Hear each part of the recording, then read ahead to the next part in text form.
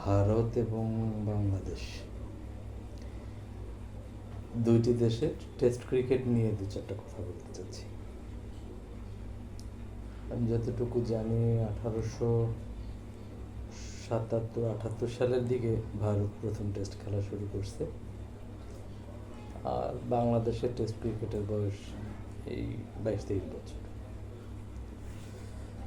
তো ভারত সেই প্রথম প্রায় 140-42 বছর তাদের টেস্ট ক্রিকেটের বয়স। অনেক ভালো খেলোয়াড় তারা এই 140 বছরের পথ পরিক্রমা করেছে। যত দিন যাচ্ছে তাদের খেলার মান আস্তে আস্তে উন্নত হয়েছে, আরও হবে।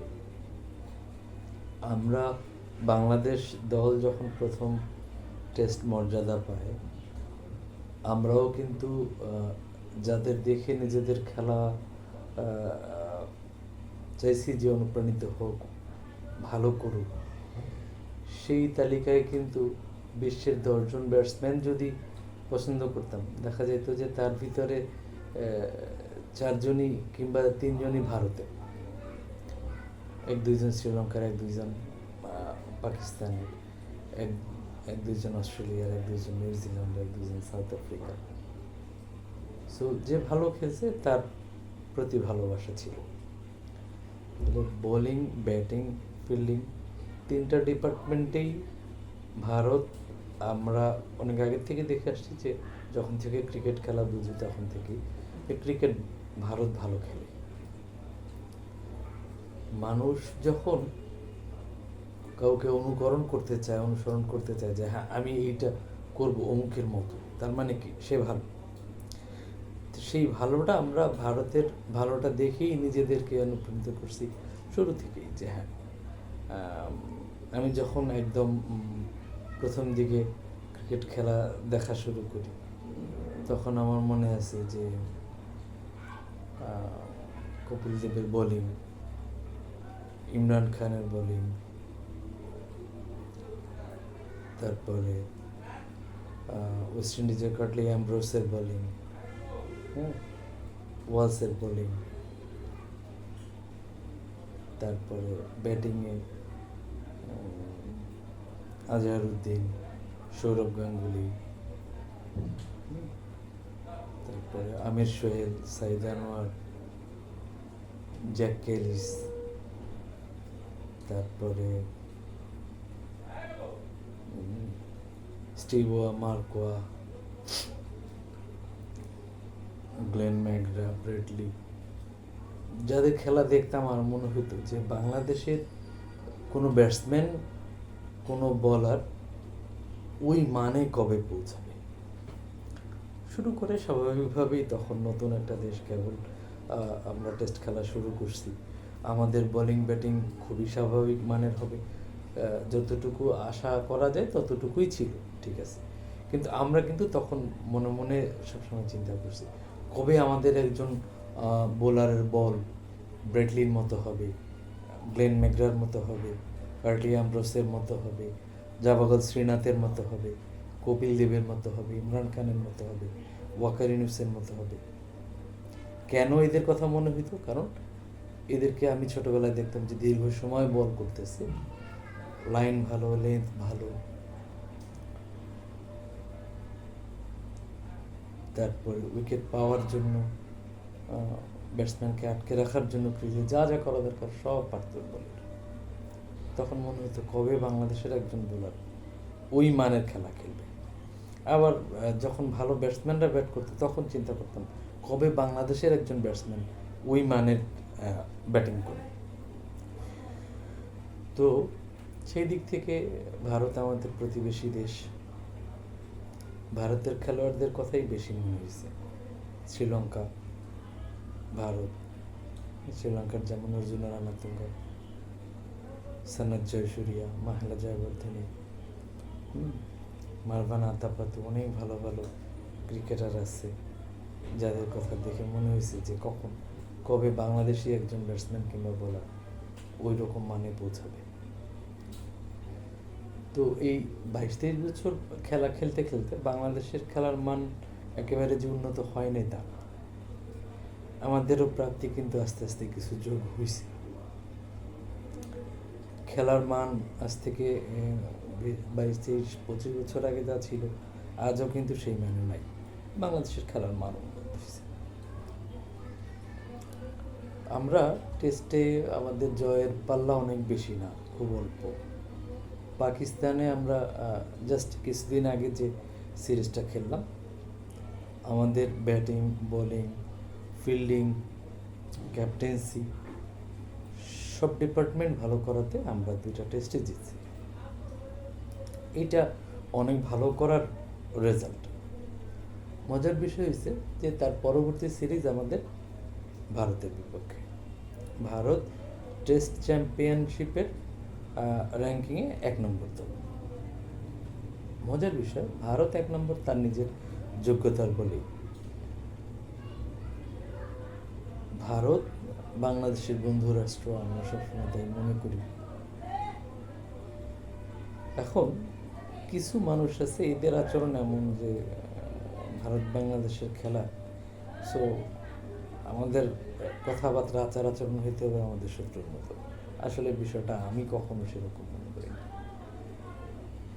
বাংলাদেশ পাকিস্তানের সাথে 2টা টেস্ট জিতে ফেলছে, এর মানেই যে ভারতের বিপক্ষেও জিতে ফেলবে কিংবা অন্য কোনো দেশের সাথে যে কোনো দেশের বিপক্ষেই জিতে ফেলবে এমনটা নিশ্চিত করে বলা যাবে তা না। ক্রিকেট আসলে এমন কোনো বিষয় না।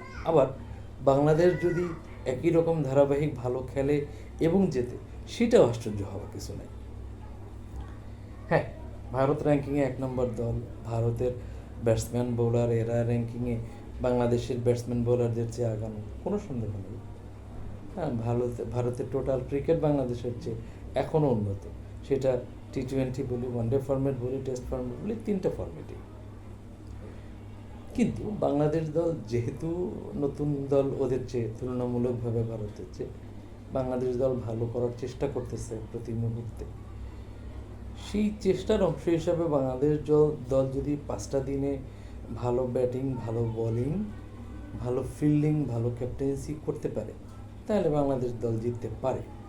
সেইটা অনেক বেশি অসম্ভব কিছু না। টেস্টে বলেন, ওয়ানডে বলেন, না T20তেই বলেন, বহু দলই প্রথম অনেক কিছুই করছে, যে প্রথম ভালো সেঞ্চুরি করছে, প্রথম ভালো টোটাল রান করছে, ভালো উইকেট পাইছে, ভালো টোটাল ক্রিকেট প্রদর্শন করে সে জিতেছে। বাংলাদেশ দল এবং ভারতের 2টা টেস্ট এবং 3টা T20 ম্যাচের সিরিজ এই মাসে 19 তারিখ থেকে শুরু। আমি যেটা পার্সোনালি চাই সেটা হলো ভারত শক্তিশালী দল, বাংলাদেশ তুলনামূলক কম শক্তিশালী দল, তবে 2টা দলই ভালো খেলুক, 2 দলই তাদের যোগ্যতা অনুসারে খেলুক। বাংলাদেশ দল বিগত দিনগুলোতে যা খেলছে আগামীতে আরও ভালো খেলবে। বাংলাদেশ দল যদি ভালো খেলতে পারে, এরপরও যদি আরও বেশি ভালো খেলে ভারত জেতে, তাহলে ভারতের নিজের কাছেও ভালো লাগবে যে হ্যাঁ, প্রতিদ্বন্দ্বিতাপূর্ণ ম্যাচ হয়েছে। যখন প্রতিদ্বন্দ্বিতাপূর্ণ ম্যাচ হবে তখন বাংলাদেশ টেস্ট ম্যাচ বেশি পাবে। বাংলাদেশ কিন্তু আইসিসির যে সারা বছরের যে ম্যাচগুলো ফিক্স করে, যে কোন দল কতগুলো টেস্ট পাবে, কোন দল কতগুলো ওয়ানডে ম্যাচ পাবে, কোন দল কতগুলো T20 ম্যাচ পাবে, সেইখানেও অনেক বড় চেঞ্জ আসবে যদি আজকে বাংলাদেশ দল ভালো খেলে। এবং সেটা যদি ভালো কোনো দলের সাথে ভালো খেলে, তাহলে সেইখানে সেই সূচিতে পরিবর্তনও আসা সহজ হবে।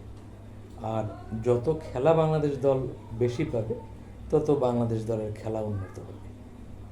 আমি ম্যাচই পাইলাম কম টেস্ট ক্রিকেট, তাহলে আমার টেস্ট ক্রিকেট উন্নত হবে কোত্থেকে? ভারতের যেমন ক্রিকেটাররা নামি দামি, ভালো খেলেই আজকে নামি দামি হয়েছে। আমি বিশ্বাস করি যে আজ থেকে 20 বছর আগে কিন্তু বাংলাদেশ দলের নাম বললেই একজন সাকিবের কথা বলা যেত না, একজন তামিমের কথা বলা যেত না, একজন মেহেদী হাসান মিরাজের কথা বলা যেত না। হ্যাঁ, তো এখন কিন্তু বলা যায়, এখন মুশফিকুর রহিমের কথা বলা যায়, মেহেদী হাসান মিরাজের কথা বলা যায়, তামিমের কথা বলা যায়, সাকিব আল হাসানের কথা বলা যায়, মাহমুদুল্লাহ রিয়াদের কথা বলা যায়। নতুন নতুন ছেলেরা বল করতেছে খুব ভালো। লাস্ট সিরিজে নাহিদ রানা খুব ভালো করছে, জাকির ভালো খেলতেছে। তারপরে হ্যাঁ, আরও আরও কিছু বোলাররা ভালো করতেছে। তো বোলিং ব্যাটিং সব মিলে ভালো করতেছে। আমি যেটা চাই যে সামনের ম্যাচগুলো দুই দলই ভালো খেলুক, প্রতিদ্বন্দ্বিতাপূর্ণ ম্যাচ হোক। হ্যাঁ, যে বেশি ভালো খেলবে তুলনামূলক সেই দল জিতবে। আমি ব্যক্তিগতভাবে আমার মন থেকে দুই দলের প্রতি শুভকামনা। যেহেতু আমি বাংলাদেশের নাগরিক, আমি অবশ্যই চাইব যে বাংলাদেশ জিতুক। তবে আমি গোড়া কিংবা অন্ধ সমর্থক না। হ্যাঁ, যে দল তুলনামূলক ভালো খেলবে সেই দল জিতবে, এতে কোনো সন্দেহ নেই। দুই দলের জন্যই শুভকামনা রইল। তবু দিন শেষে চাইব যে বাংলাদেশ দল এতদিন যেভাবে খেলে এসেছে তাদের খেলার ধারা পরিবর্তন হোক, ধীরে ধীরে আরও ভালো খেলুক বাংলাদেশ দল। বাংলাদেশ ক্রিকেট দল এবং ভারতের ক্রিকেট দলের জন্য শুভকামনা। কারণ 1919 থেকে 2টা টেস্ট এবং 3টা টি20 ম্যাচে সুন্দর একটা সিরিজ রয়েছে। ইউটিউবে ছোট ছোট কিছু কন্টেন্ট দেখতে পাই, যেগুলো দেখলে মনে হয় যে বাংলাদেশ আর ভারতের যুদ্ধ হবে বুঝি সামনে। কিছু গণমাধ্যমও আছে যেগুলোকে উস্কে দেয়। হ্যাঁ, কিছু মানুষ বুঝেন হোক না বুঝে হোক এইগুলার কিছু কমেন্টস, কিছু লাইক দিয়ে এইগুলার সাথী হয়। আমি আসলে এগুলো খুবই অপছন্দ করি। আমি ভারতের কাছ থেকে, ভারতীয় ক্রিকেটারদের কাছ থেকে আমাদের ক্রিকেটাররা শিখুক, এটা আমি চাই। আমাদের দিনেরও পরিবর্তন। সবার জন্য শুভকামনা। আমি খুব সাধারণ মানুষ, তারপরেও ক্রিকেট ভালোবাসি, যে কারণে ক্রিকেট নিয়ে 2-4টা কথা বললাম। শুভরাত্রি, সবাইকে ধন্যবাদ।